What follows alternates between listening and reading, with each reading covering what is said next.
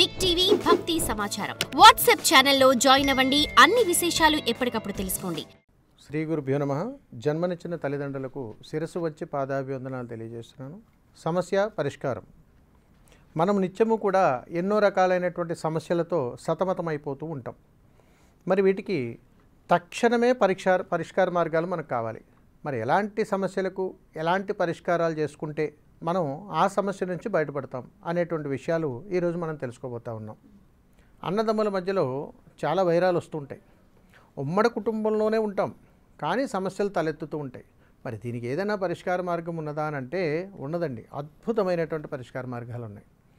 అన్నదమ్ములు ఇద్దరూ కూడా అన్యోన్యతగా ఉండాలి అని అనుకుంటారు. కానీ ఇంట్లో స్త్రీమూర్తుల వల్ల లేకపోతే వాళ్ళు బాగుంటే వీళ్ళ వల్ల ఏదో రకంగా ఇంట్లో సమస్య, లేదంటే పిల్లల ద్వారానో వస్తుంటాయి. ఎందుకు వచ్చేస్తుంటాయండి ఇలా అని అనుకున్నప్పుడు గుర్తుపెట్టుకోండి, ఆ గృహాలలో ఆ ఇంట్లో స్త్రీమూర్తులు చేయవలసినటువంటి ధర్మకార్యాలు ఉన్నాయి.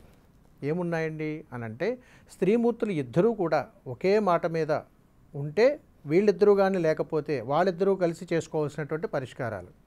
అన్నదమ్ములు ఇద్దరు ఒకే మాట మీద ఉండి ఇంట్లో ఉన్నటువంటి ఆడవాళ్ళకి ఒకరికొకరు పొరపుచ్చాలు వస్తూ ఉంటే వీళ్ళు చేసుకోవాల్సినటువంటి పరిహారాలు.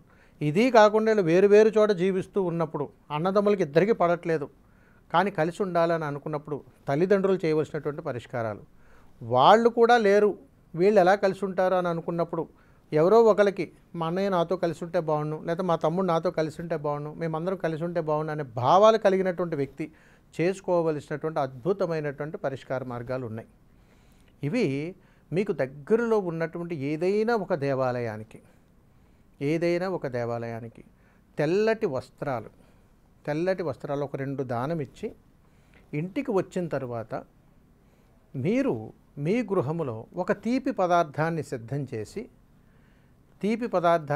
చేసి మీ ఇంటి దగ్గర నుండి మీరు దక్షిణం వైపు వెళ్తూ ఉండగా ఏ దేవాలయం అయితే మీకు తొలుతగా మీ ఊరిలో మీకు దర్శనమిస్తుందో ఆ దేవాలయంలో నైవేద్యంగా సమర్పించండి.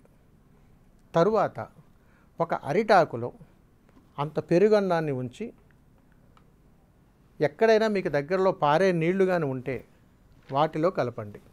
ఈ 3 ప్రక్రియ సాధనలు మీరు చేయడం ద్వారా ఖచ్చితంగా కుటుంబంలో అన్నదమ్ముల మధ్య, అక్క చెల్లెళ్ళ మధ్య వైరం పోయి మంచి అన్యోన్యత అనేటువంటిది ఖచ్చితంగా ఏర్పడుతుంది.